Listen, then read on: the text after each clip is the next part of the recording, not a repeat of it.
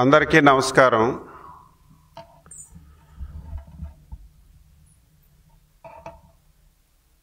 ఒక పిచ్చోడికి అధికారం ఇస్తే ఎలా ఉంటుందో 2014-19 మధ్యన 2019 కట్ చేసి 24 మధ్యన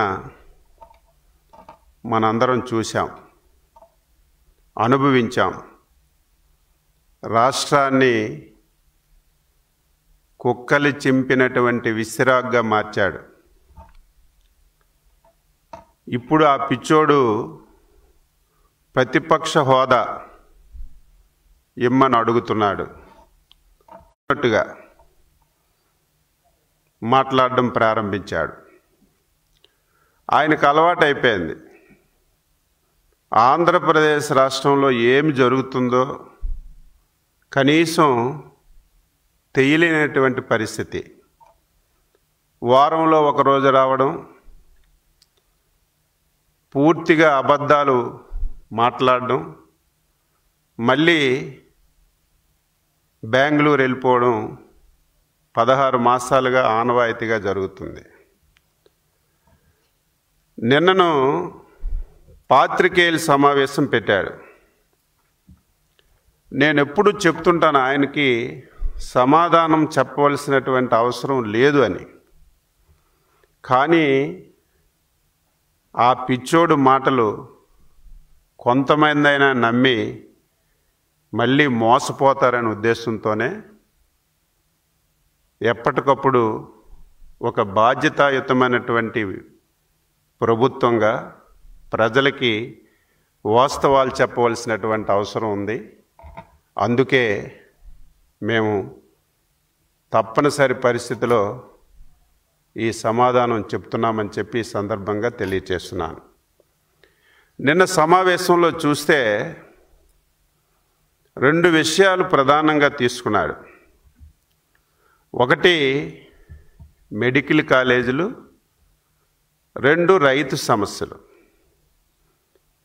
ఈ రెండింటి మీద పూర్తిగా అవగాహన లేనటువంటి వ్యక్తి, 5 సంవత్సరాలు ఒక రాష్ట్రానికి ముఖ్యమంత్రిగా చేసినటువంటి వ్యక్తి ఆ స్థాయిలో మాట్లాడతాడని నేను ఊహించలేదు.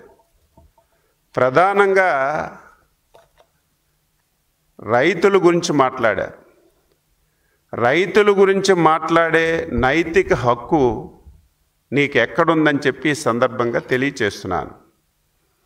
5 సంవత్సరాలు మాట్లాడితే నా హయాంలో ఒక్క రైతైనా రోడ్డు మీదకి వచ్చాడా అని చెప్పి మాట్లాడుతున్నా. నేను సూటిగా అడుగుతున్నాను, నువ్వు పరిపాలించినటువంటి 5 సంవత్సరాలు 2019 నుంచి 24 వరకు ఈ రాష్ట్రంలో ప్రజాస్వామ్యం అసలు ఉందా? ఎవరైనా సరే బయటకు వచ్చి మాట్లాడే అవకాశం నువ్వు కల్పించావా? మాలాంటి పార్టీకి, మాలాంటి నాయకులకు కూడా కనీసం నోరు విప్పి మాట్లాడే అవకాశం లేకుండా చేసి, మా ప్రభుత్వంలో ఒక్కసారైనా సరే రైతులు రోడ్డు మీదకి వచ్చారని నిస్సిగ్గుగా నువ్వు మాట్లాడుతుంటే ఈరోజు ఆశ్చర్యం కలుగుతుంది. ఈరోజు ప్రధానంగా యూరియా సమస్యను నువ్వు తీసుకొచ్చావు. యూరియా ఈ దేశంలో కేంద్ర ప్రభుత్వం, అందులో ప్రధానమంత్రి గారు, దేశంలో యూరియా వాడకం చాలా ఎక్కువగా ఉంది, దీనివల్ల అనేక అనర్థాలు వస్తున్నాయి, క్యాన్సర్ వస్తుంది, దీన్ని తగ్గించాలని చెప్పి కేంద్ర ప్రభుత్వం ఒక ప్రకటన చేసింది. ఎప్పుడైతే కేంద్ర ప్రభుత్వం ప్రకటన చేసిందో రైతుల్లో ఒక ఆందోళన వచ్చింది. యూరియా ఇక రాదేమో, యూరియా దొరకదేమో. దీనికి తోడు ఫేక్ పార్టీ, ఫేక్ న్యూస్, ఒక ఫేక్ పత్రిక, ఒక ఫేక్ టీవీ నిరంతరం యూరియా దొరకదని ప్రచారం ప్రారంభించింది. సోషల్ మీడియాలో విపరీతంగా ట్రోల్ చేయడం ప్రారంభించారు. దీనికి తోడు కొన్ని సమస్యలు వచ్చాయి. ఈరోజు 2-3 జిల్లాల్లో ఎర్లీగా నాట్లేశారు, యూరియా అంతా సప్లై చేశారు. అనుకోకుండా విపరీతమైనటువంటి వర్షాలు వచ్చాయి, మొత్తం మునిగిపోయింది. మళ్ళీ ఆ జిల్లాలకి అదనంగా యూరియా అవసరం ఏర్పడింది. ఇది ఒక సమస్య వచ్చింది కొత్తగా. దీనికి తోడు ఆంధ్రప్రదేశ్లో కొన్ని జిల్లాల్లో సెప్టెంబర్ నెలాఖరికి వ్యవసాయ పనులు వస్తాయి, ఖరీఫ్వి. ఈ సంవత్సరం ఎర్లీగా వర్షాలు వచ్చాయి, వాళ్ళు కూడా ఎర్లీగా నాట్లేయడం ప్రారంభించారు, వాళ్ళకి యూరియా అవసరం వచ్చింది. ఈ కారణాలన్నింటి వల్ల ఒక వారం రోజులు ఈ సమస్య ఏర్పడితే దీన్ని భూతద్దంలో చూపించి మా హయాంలో ఎవ్వరూ రోడ్డు మీదకి రాలేదు. ఈరోజు ఎన్డీఏ ప్రభుత్వం ఆధ్వర్యంలో చంద్రబాబు గారి నాయకత్వంలో యూరియా దొరకడం లేదు, రైతులు అల్లాడిపోతున్నారని నిస్సిగ్గుగా మాట్లాడుతున్నాడు. అందులో నిన్న చూస్తే రక్తం మరిగింది, పచ్చి అబద్ధాలు. నిన్న కొన్ని పత్రికా ఫోటోలు చూపించాడు, కొన్ని వీడియోలు చూపించాడు. ఏ ఫోటోలవి, ఏ వీడియోలవి? నీ పాంప్లెట్ సాక్షి పేపర్లో వేసినటువంటి ఫోటోలు వీడియోలు చూపించి ఆంధ్ర రాష్ట్రంలో ఉన్నటువంటి రైతులకి తప్పుదారి చెప్పాలని నువ్వు ప్రయత్నం చేశావు. నీ ప్రయత్నాన్ని ప్రజలు నమ్మే పరిస్థితి లేదు అని చెప్పి ఈ సందర్భంగా తెలియజేస్తున్నాను. యూరియా నేను చాలాసార్లు చెప్పాను, ముఖ్యమంత్రి గారు చెప్పారు, ప్రతిరోజు ప్రకటనలు చేస్తున్నాం. ఖరీఫ్ సీజన్కి 6.22 లక్షల మెట్రిక్ టన్నులు యూరియా అవసరం ఉంది. కానీ మేము ముందు జాగ్రత్తగా 7.19 లక్షల మెట్రిక్ టన్నులు నిల్వలు సిద్ధంగా ఉంచుకున్నాం. ఆ నిల్వల్లో ఈ రోజు వరకు 6.41 లక్షల మెట్రిక్ టన్నుల ఎరువులు రైతులకు సరఫరా చేశాం. ఇంకా 78,000 మెట్రిక్ టన్నుల యూరియా ప్రభుత్వం దగ్గర, ప్రైవేట్ డీలర్ దగ్గర స్టాక్ ఉంది. దీనికి తోడు అదనంగా కూడా 19,500 మెట్రిక్ టన్నుల యూరియా పోర్టులకు వచ్చాయి. పోర్టుల నుంచి దిగుమతి అయింది. ఏ జిల్లాల అవసరం, ఏ డివిజన్ల అవసరం, ఏ రైతు సేవా కేంద్రకు అవసరం, కలెక్టర్లు డేటా పంపిస్తే దాని ప్రకారం పంపిణీ చేస్తున్నాం. సెప్టెంబర్ 22 నాటికి 55,115 మెట్రిక్ టన్నుల యూరియా పోర్టుల నుంచి మళ్ళీ ఈ రాష్ట్రానికి వస్తుంది. అంటే 1,52,000 మెట్రిక్ టన్నులు అందుబాటులో ఉంచాం. ఎవరు ఆందోళన చెందవలసిన అవసరం లేదు. రైతులు ఆందోళన చెందుతున్నారు. యూరియా ప్రతి సంవత్సరం 3 పర్యాయాలు వేస్తారు. మొదట విడత, రెండో విడత, మూడో విడత. ఎప్పుడైతే ఫేక్ మీడియాలో, ఫేక్ టీవీల్లో యూరియా దొరకదని ఎప్పుడైతే క్రియేట్ చేశారో రైతులు ఆందోళన చెంది 3 పర్యాయాలకు కావలసినటువంటి యూరియా ఒకేసారి తీసుకెళ్ళడానికి ప్రయత్నం చేయడం వల్ల కొన్ని దగ్గరలో ఈ సమస్యలు వచ్చాయి. దీన్ని అధిగమించడానికి జిల్లా కలెక్టర్ గారి ఆధ్వర్యంలో టీంలేసి గ్రామాలకి, సచివాలయాలకు పంపించి ఈరోజు మేము ఎక్కడ సమస్య రాకుండా యూరియా ఇస్తుంటే దీన్ని విమర్శిస్తున్నారు. నిస్సిగ్గుగా పచ్చకామర్ల వాళ్ళకి పచ్చగా కనిపిస్తారు. నీ పుట్టుకే అవినీతి, నీ పార్టీయే అవినీతి.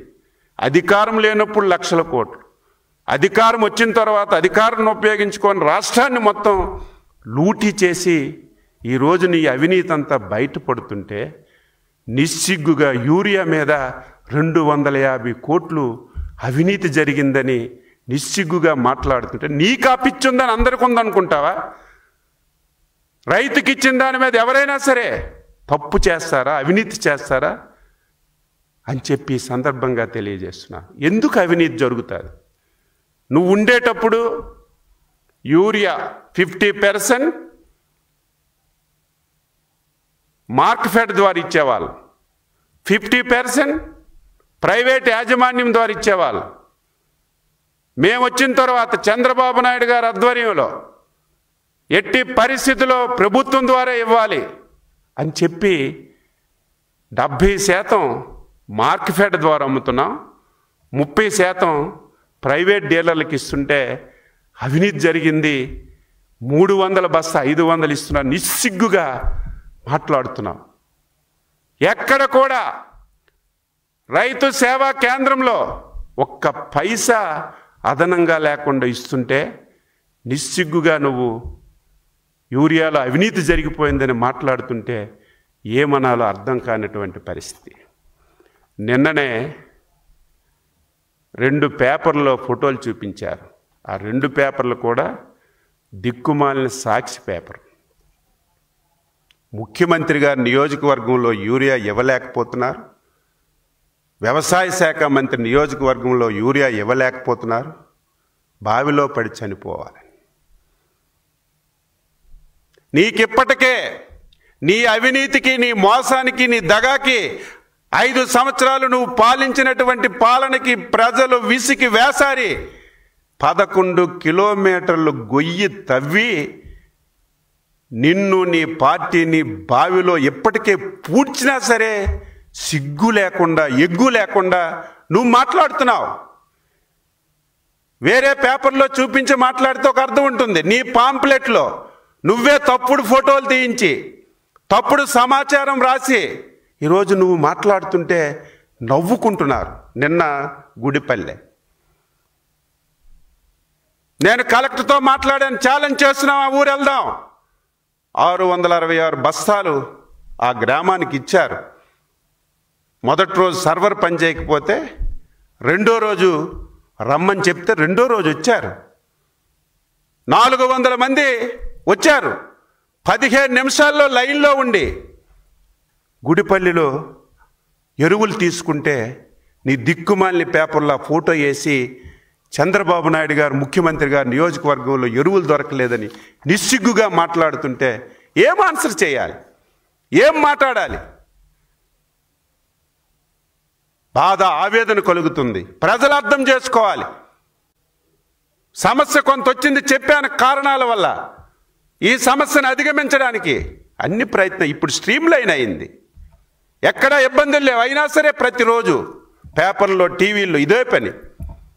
పద గుడిపల్లి వెళ్దాం, రైతులకు అడుగుదాం ఎన్ని గంటలు లైన్లో ఉన్నారు, ఎవరికి ఎరువు అందలేదు. దీన్ని నిన్న చూపించి పెద్దనకుండా, గౌరవం లేకుండా ఇష్టం వచ్చినట్టుగా మేము మాట్లాడలేమా? మాకు నోరు లేదా? మాకు డైలాగులు రావా? కానీ విఘ్నత, వినయం మాలో ఉంది. అందుకే మేము మాట్లాడలేకపోతున్నాం. కానీ ప్రజలకు చెప్పవలసినటువంటి బాధ్యత.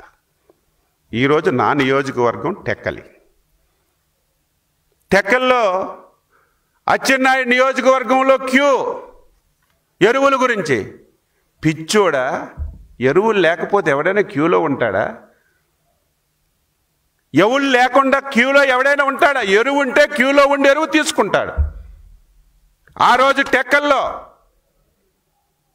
ఎప్పుడు ఈ ప్రయత్నం ఏ ప్రభుత్వం చేయలేదు. ప్రభుత్వం అంటే ఆర్బీకేల ద్వారా వచ్చిన ఎరువుల్నే అధికారుల దగ్గరుండి పంపిణీ చేసేవాళ్ళు.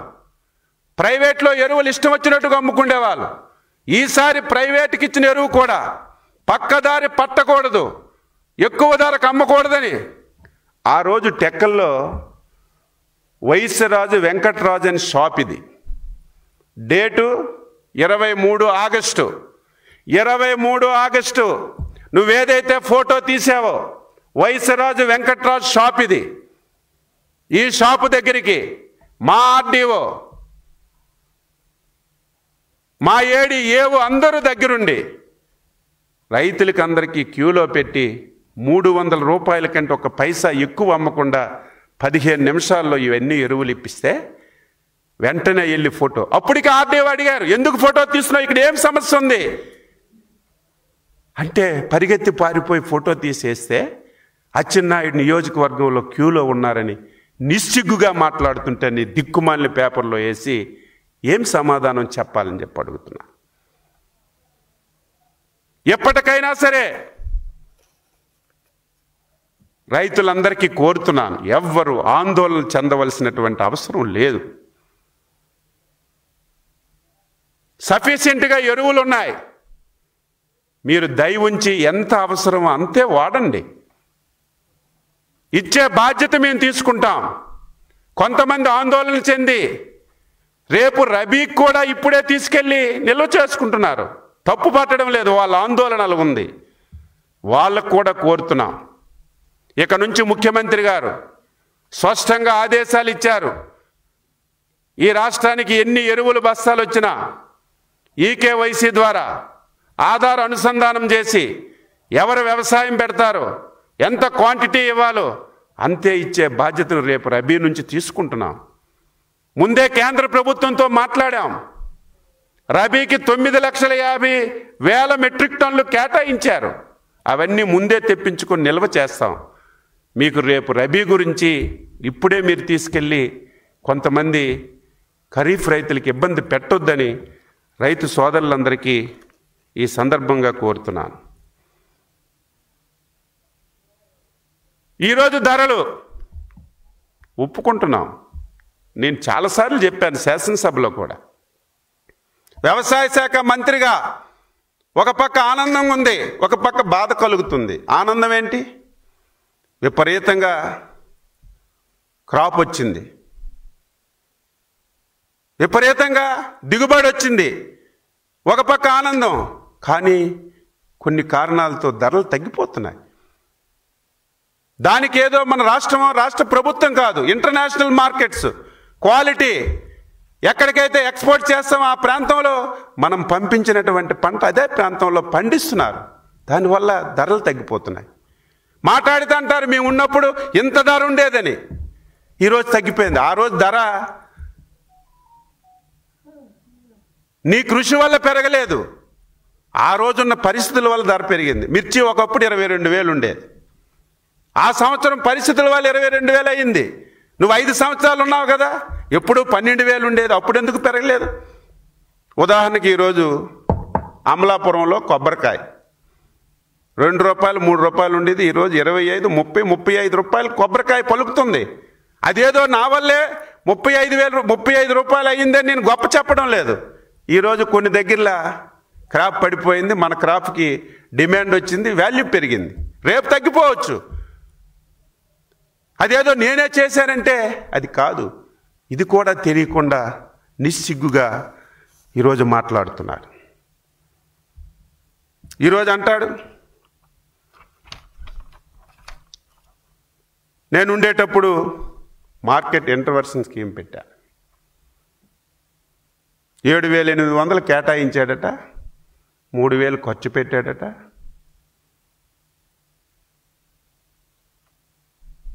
ఒక మాటకి పొంతన లేదు, ఇష్టం వచ్చినట్టుగా మాట్లాడుతున్నాడు.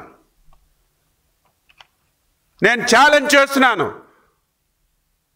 2019-24 ఒక్క పైసా అంటే ఒక్క పైసా మార్కెట్ ఇంటర్వెన్షన్ స్కీమ్ కింద నువ్వు ఖర్చు పెట్టిన దాఖలాలు లేవు. నేను మంత్రిగా మొత్తం చూశాను. ఈరోజు మేము ఇన్ని ఇబ్బందులు వచ్చినా, ఇన్ని బాధలు వచ్చినా, ఆర్థికంగా చాలా సమస్యలు ఉన్నాయి. నువ్వు చేసినటువంటి నిర్వాహం వల్ల, నువ్వు చేసినటువంటి ఆర్థిక విధ్వంసం వల్ల చాలా సమస్యలు వచ్చాయి. కానీ సమస్యలన్నీ అధిగమించడానికి మేము ప్రయత్నం చేస్తున్నాం. ఈరోజు మిర్చికి సమస్య వచ్చింది, ఆ సమస్య పరిష్కరించాం. ఈరోజు కోకోకు సమస్య వచ్చింది, 5 రూపాయలు కేజీకి రాష్ట్ర ప్రభుత్వమే ఇచ్చి కోకో కొన్నాం. చిత్తూరులో మామిడికి సమస్య వచ్చింది. 4 రూపాయలు కేజీకి ఇచ్చి మామిడి సమస్య పరిష్కరించాం. ఈ దేశంలో ఎక్కడైనా నల్లబెర్లి కొన్ని ప్రభుత్వాలు ఎక్కడైనా ఉన్నాయా? నల్లబెర్లి విపరీతంగా పండింది. ఎవడు కొనే నాదులు లేడు. రైతులు ఆత్మహత్య శరణ్యం అన్నారు. అధికారులు వద్దన్నారు. ఎక్కడ మీరు నల్లబెర్లి కొనే అవకాశం లేదంటే ముఖ్యమంత్రి గారు పోతే 300 కోట్లు పోనీ అని చెప్పి దేశంలో ఎక్కడా లేని విధంగా నల్లబెర్లి కొని ప్రకాశం జిల్లా రైతులకు ఆదుకున్నాం. ఈరోజు కర్నూలులో ఉల్లి. నిన్న దాని మీద కూడా అసలు ముఖ్యమంత్రిగా ఎలాగ చేశాడు? కనీసం సలహాదారులేనున్నారా? కనీసం అవగాహన ఉందా? నిన్న ఈనాడు పేపర్ చూపించాడు. చంద్రబాబు నాయుడు గారు మాటలే చెప్తున్నారు తప్ప ఎక్కడ ఉల్లి కొనడం లేదు. ఒక పేపర్లో ఈనాడులో ముఖ్యమంత్రి గారు రివ్యూ తీసుకొని కర్నూలులో ఎవరు ఉల్లి కొనడం లేదు, మనం ఒక పెట్టుబడి ఎంత అవుతుందో అంత రేట్ అయినా ఇవ్వకపోతే రైతు నష్టపోతాడని 12 రూపాయలు కిలో అని చెప్పి డెసిషన్ చేసుకున్నాం. ఆ రోజు తాటికాయ అంత అక్షరాలతో ఈనాడు పేపర్లో వచ్చింది. ప్రభుత్వమే 12 రూపాయలకి కేజీ కొంటుందని. మరుసటి రోజు మార్కెట్లో 300 రూపాయలకే కొంటున్నారని మళ్ళీ ఈనాడు పేపర్లో ఒక ఐటెం వచ్చింది. నేను చూశాను. కనీసం ముఖ్యమంత్రిగా చేసిన వ్యక్తి కనీసం అవగాహన ఉండి మాట్లాడాలి కదా. మీ పేపరే మీరు చెప్పారు 1200 ఆ పేపరే 300 రూపాయలకు కొంటున్నారని రాశారు. ఎంత తప్పు మీరు మాట్లాడుతున్నారని ఒక ముఖ్యమంత్రిగా 5 సంవత్సరాలు చేసిన వ్యక్తి మాట్లాడే అర్థం. ఎస్, మార్కెట్లో 3 రూపాయలు ఉంది, ఒకరోజు 4 రూపాయలు ఉంటుంది, ఒకరోజు 5 రూపాయలు ఉంటుంది, ఒకరోజు 7 రూపాయలు ఉంటుంది. ఇచ్చిన 12 రూపాయల్లో మార్కెట్లో ఎంత ధర ఉంటుందో 12 రూపాయలకి అంత తక్కువైతే ప్రభుత్వమే ఇచ్చి 12 రూపాయలకు ఉంటుంది. ఆ మాత్రం కూడా తెలియనటువంటి నువ్వు ముఖ్యమంత్రిగా చేసి పిచ్చెక్కి నువ్వు ఇష్టం వచ్చినట్టుగా మాట్లాడుతుంటే గతి లేక దిక్కు లేక ఈ ఆన్సర్ చేయవలసినటువంటి పరిస్థితి మాకు వచ్చింది. ఒకరోజు 300 వస్తుంది, కరెక్టు. అక్కడ వర్షాలు విపరీతంగా పడ్డాయి, ఉళ్ళంతా కుళ్ళిపోతుంది, ఎక్కడా లేదు. మొత్తం 12 రూపాయలకి ఎంత వస్తుందంత కొంటున్నాం. ఎంతైతే తేడా? వర్తకులు అక్కడ 3 కొంటే ప్రభుత్వం 9 ఇస్తుంది, 5 కొంటే ప్రభుత్వం 7 ఇస్తుంది, 7 కొంటే ప్రభుత్వం 5 రూపాయలు ఇస్తుంది. ఆ గ్యాప్ కూడా ప్రభుత్వం ఇచ్చి వారికి ధరిస్తుంటే దాన్ని కూడా ఇష్టం వచ్చినట్టుగా మాట్లాడుతున్నాం. ఒక్కటంటే ఒకటి నువ్వు నిన్న మాట్లాడింది ఒక్కటంటే ఒకటి వాస్తవం ఉందా? అందుకే నేను చెప్పాను, దమ్ము ధైర్యం ఉంటే నీలాగా అధికారం ఉండాలి, ముఖ్యమంత్రి పదవి ఉండాలి, అప్పుడే ప్రజల పక్షాన పనిచేస్తానని దిక్కుమాలిన ఆలోచన ఉండకూడదు. ప్రజానాయకుడు ఉంటే పదవి ఉన్నా పదవి లేకపోయినా, అధికారం ఉన్నా అధికారం లేకపోయినా ప్రజల పక్షాన పనిచేయాలి. ఆ రోజు మాకు 22 మంది ఎమ్మెల్యేలు ఉన్నాం. నువ్వు చీగొట్టావు, అసహించావు, మమ్మల్ని అవహేళన చేశావు. కానీ బాధపడ్డాం, చాలా అవమానాలు పడ్డాం. కానీ ప్రజల గురించి అసెంబ్లీకి వచ్చి నిలదీశాం. That is Telugu Desam. నీకు 11 మంది ఎమ్మెల్యేలు ప్రజలు ఇచ్చినటువంటి తీర్పును అగౌరవపరిచి ప్రజలకు గౌరవం ఇవ్వకుండా ఇదేదో నాకు ప్రతిపక్షం ఇవ్వలేదు, ఇదేదో ప్రజలే తప్పు చేశారు, నేను అసెంబ్లీకి వెళ్ళనని నిస్సిగ్గుగా మాట్లాడుతున్నావు. నీకు మళ్ళీ రేపు 18వ తారీఖు శాసనసభ స్టార్ట్ అవుతుంది. నువ్వు రా, నిన్న మాట్లాడిన మాటలే నువ్వు మళ్ళీ మాట్లాడు. ప్రతి దానికి ఈరోజు చెప్పినట్టుగా ఆన్సర్ చెప్తాను. ఈ వాస్తవాలు కాదా? టెక్కలెల్లు ఎంక్వైరీ చేయి, కుప్పం ఎంక్వైరీ చేయి. ఈ పేపర్లేవి నీ పేపర్లు, సాక్షి పేపర్లు. ప్రతిరోజు పేపర్లు వేయలేరా? ఉన్నది లేనట్టుగా రోజు అబద్ధాలు మాట్లాడి పోనీ ప్రెస్ మీట్ పెట్టి ఏదో ఇండియన్ ఎక్స్ప్రెస్ లేకపోతే జాతీయ మీడియాలో పడినవో లేకపోతే ఈ రాష్ట్రంలో ఎక్కువ పాపులేషన్ ఉన్నటువంటివి, ఎక్కువ సర్క్యులేషన్ ఉన్నటువంటి పేపర్లు చూపించి ఎక్కడో ఒక దగ్గర రెండు దగ్గరలో పడ్డాయంటే సరి చేసుకుంటాం. కానీ నీ దిక్కుమాలిన పేపర్లో లేని ఫోటోలు ఉన్నట్టుగా పెట్టి ఆ పేపర్ ఫోటోలే చూపించి నువ్వు మీడియాలో మాట్లాడుతుంటే ఏమనాలని చెప్పి నేను కోరుతున్నా. దీన్ని ప్రజలు అర్థం చేసుకోవాలి. చాలా మైన్యూట్గా వెళ్తున్నాం. ఇది బాధ్యత గల ప్రభుత్వం. ఒక డివిజన్లో, ఒక ఊర్లో ఎక్కడైనా ఎరువు దొరకలేదంటే, చిన్న వార్త వస్తే మాకు అవసరం లేదు, కానీ బాధ్యత గల ప్రభుత్వం, బాధ్యత గల ముఖ్యమంత్రి కాబట్టి దాని మీద కూడా ఎంక్వైరీ చేసి ఆ రైతుతో మాట్లాడి సమస్య ఉంటే పరిష్కరిస్తున్నామని చెప్పి సందర్భంగా తెలియజేస్తున్నాం. దయ ఉంచి రైతులు కూడా అర్థం చేసుకోండి అని చెప్పి సందర్భంగా తెలియజేస్తున్నాం. రెండవది మెడికల్ కాలేజ్. పీపీపీ అంటే అర్థం తెలుసా జగన్?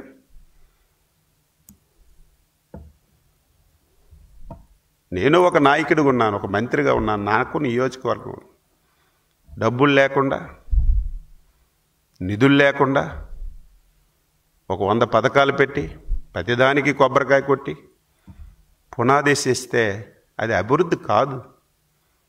ఒక కార్యక్రమం ప్రారంభిస్తే ఆ కార్యక్రమం సకాలంలో పూర్తి చేసి ప్రజలకు అందిస్తే అది అభివృద్ధి. దానివల్ల ప్రజలకు మంచి జరుగుతుంది. నేను ఎలాగా మరి గెలవను, మళ్ళీ ఈ రాష్ట్రంలో నేను రాను, నా పేరుండిపోవాలని మెడికల్ కాలేజ్ కట్టావు, శంకుస్థాపన చేశావు.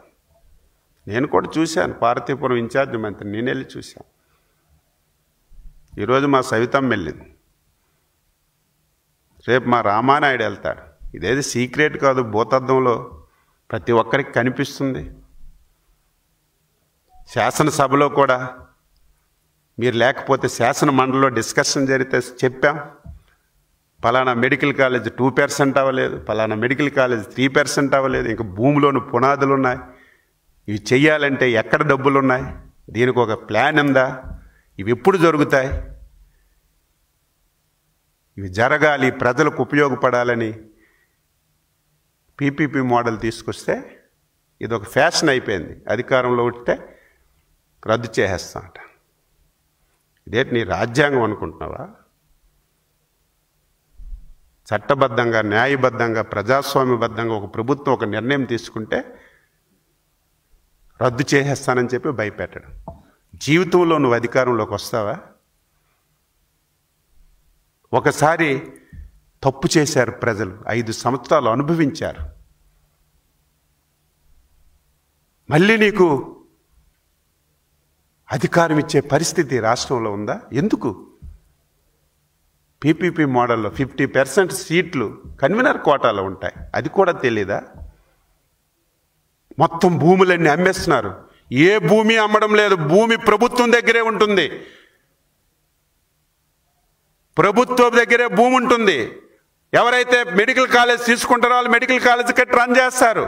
50% సీట్లు కన్వీనర్ కోటాలో ఇస్తారు. ఇది కూడా తెలియకుండా మొత్తం దారాదత్తం చేసేస్తున్నాము, మొత్తం అవినీతి జరిగిపోయింది అని మాట్లాడతాడు. మొన్న వచ్చాడు, నిన్న ప్రెస్ మీట్ పెట్టాడు, ఇష్టం వచ్చినట్టుగా మాట్లాడేశాడు. ఈరోజు తెల్లవారి నేను బెంగళూరు నుంచి వస్తే మళ్ళీ బెంగళూరు ఫ్లైట్కి ఎక్కిపోయాడు. ఇదే రాష్ట్రం అంటే? ఇదే రాష్ట్ర ప్రజల బాధలు తెలుసుకోవడం అంటే? ఇదే ప్రభుత్వం అన్నా ప్రతిపక్షం అన్నా ప్రజల పక్షాన పనిచేయాలి. ఈరోజు నేను వచ్చావు కదా, 2 రోజుల నుంచి ఒక వ్యవహారం దేశమంతా నడుస్తుంది కదా. తెలుగువారు నేపాల్లో అక్కడున్న పరిస్థితులు బట్టి అక్కడ ఇరుక్కున్నారు, ప్రాణాలు గుప్పిట్లో పెట్టుకొని భయాందోళన చెందుతున్నారు. మేము రాగలమా రాగలమా రాగలమని. దీన్ని బాధ్యత కలిగినటువంటి వ్యక్తులుగా, ప్రజలంటే ప్రేమ అభిమానం ఉన్నటువంటి వ్యక్తులుగా, తెలుగువాడు ఎక్కడున్నా సరే వాడిని రక్షించాలని ఒక ఆశయంతో పనిచేస్తున్నటువంటి పార్టీగా నిన్న తెలిసినటువంటి 2 నిమిషాల్లోనే నిన్న బ్రహ్మాండమైనటువంటి సభ పెట్టుకున్నాం. నా భూతో నా భవిష్యత్తు అన్నట్టుగా మా యువ నాయకుడు ఆ సభకు రావాలి, చీఫ్ గెస్ట్గా, రెండో చీఫ్ గెస్ట్గా మాట్లాడాలి. ఆ అవకాశాన్ని ఎవరు వదులుకోరు. కానీ తెలుగువారు, ఆంధ్ర వాళ్ళు 270 మంది నేపాల్లో చిక్కుకొని ప్రాణాలు గుప్పిట్లో పెట్టుకొని భయాందోళనతో ఉన్నారు. నా బాధ్యత అది కాదు, ఇక్కడుండి వాళ్ళకి రక్షించాలని నిర్ణయం తీసుకొని నిన్న ఉదయం నుంచి 48 గంటలైంది అదే పని చేస్తున్నాడు, రాత్రింబవళ్ళు. That is leader, that is నాయకుడు. కనీసం ప్రతిపక్ష నాయకుడని అడుగుతున్నావే, 5 సంవత్సరాలు ఒక ముఖ్యమంత్రిగా వెలగబెట్టావే, ఒక రాజకీయ పార్టీకి అధ్యక్షుడిగా ఉన్నావే, కనీసం రాజకీయాల పక్కన పెట్టు, కనీసం మానవుడుగా ఒక మనిషిగా ఇంత జరుగుతుంటే దాని మీద ఒక్క మాట కూడా మాట్లాడినటువంటి నువ్వు ఈ రాష్ట్రానికి వచ్చి ఒక పార్టీ పెట్టి మమ్మల్ని దాపరించినందుకు బాధపడాలో సిగ్గుపడాలో అర్థం కానటువంటి పరిస్థితి. అభినందిస్తున్నాను మా యువ నాయకుడికి. ఆ రోజు ఉత్తరాఖండ్లో ప్రళయం వస్తే చేతుల్లో ఒక పైసా లేకపోయినా ప్రతిపక్షంలో ఉన్న మనసుంది, తెలుగువాడికి కాపాడాలని ఆలోచన నుండి 10 మందికి కూడబెట్టి ఆ రోజు చంద్రబాబు నాయుడు గారు ఉత్తరాఖండ్ వరదల్లో చిక్కున్నటువంటి తెలుగువారికి సొంత డబ్బులు కూడబెట్టి విమానాలు పెట్టి తీసుకొచ్చి వెళ్ళి ఎయిర్పోర్ట్లో దించి ఇంటి వరకు పంపించాం.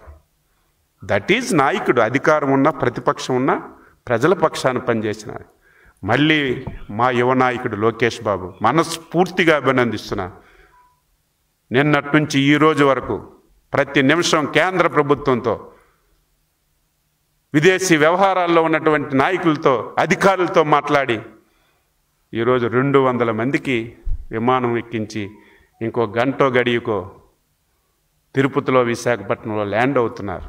మమ్మల్ని అందరినీ ఆదేశించారు. ఇదేదో విమానం ఎక్కి తెచ్చి విశాఖపట్నంలో దించడం కాదు, తిరుపతిలో దించడం కాదు.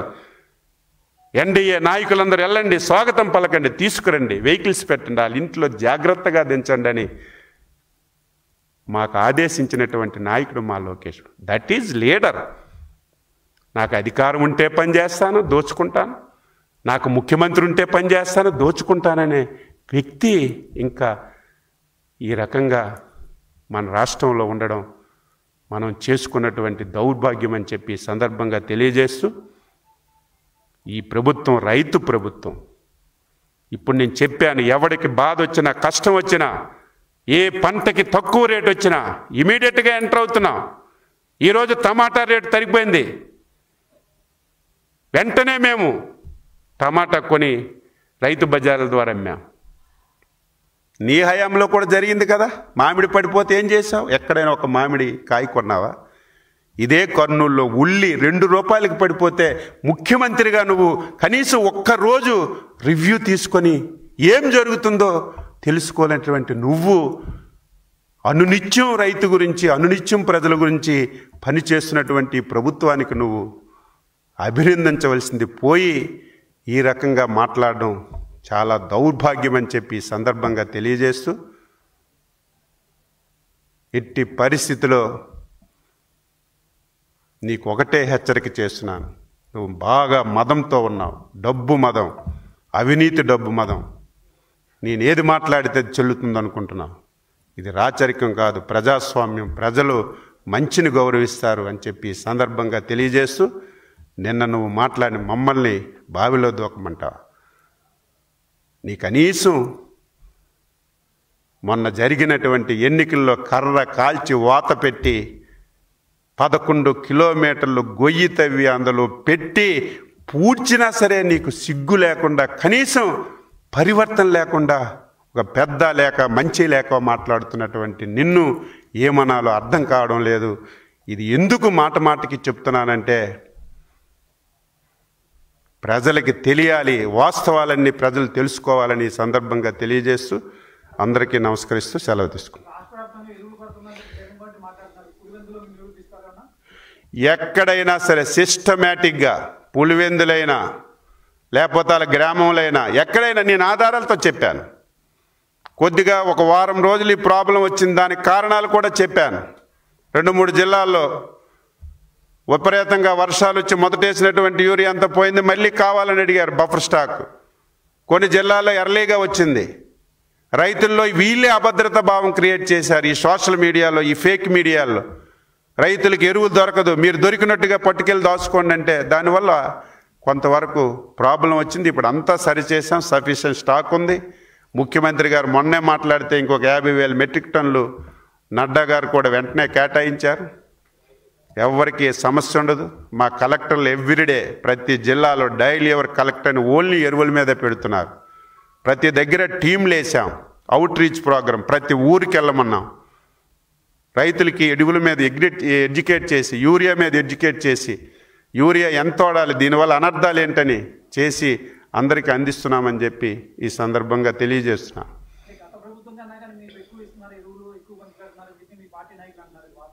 నూటికి వాస్తవం ఇది.